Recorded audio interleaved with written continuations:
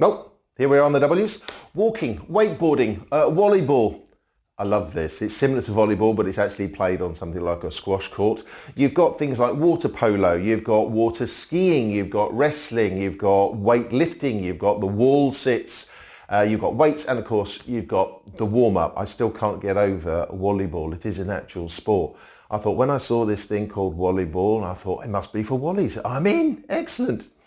Now, I train a lot of recruiters and I train a lot of newbies, and when I feed back to their managers, the word walking is used quite a lot.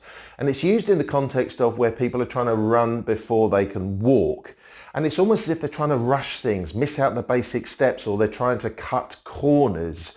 But basically it's about, I think it was Confucius who said, seek first to understand. Take the baby steps.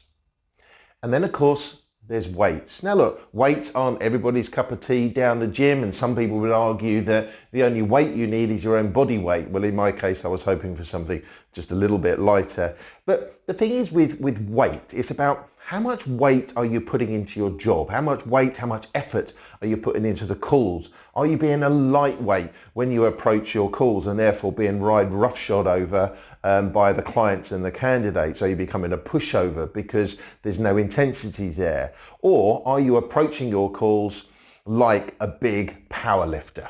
And then of course, warming up. Warming up is crucial for any exercise, whether that be gym or whether that be sport. But what do recruiters do to warm up? What do recruiters do to warm up ahead of that very first call? After all, we warm up to prevent injury, or in this case, failure. And then of course there's the warm down. Warm downs are just as important. It's almost as if when you've shut down the PC, when you've turned your phone off, did I say turn your phone off? Leave the office, recharge, warm down, go and do something outside of work. Maybe even get your asses down the gym. And to finish on a small flurry of W's, be willing to go the extra mile. Don't waste your time with time wasters. Work hard as well as smart. Welcome the objections. You're going to get them anyway. And then know what it is, know what you're going to do, when you're going to do it, who you're going to do it with, and of course, why you're doing it.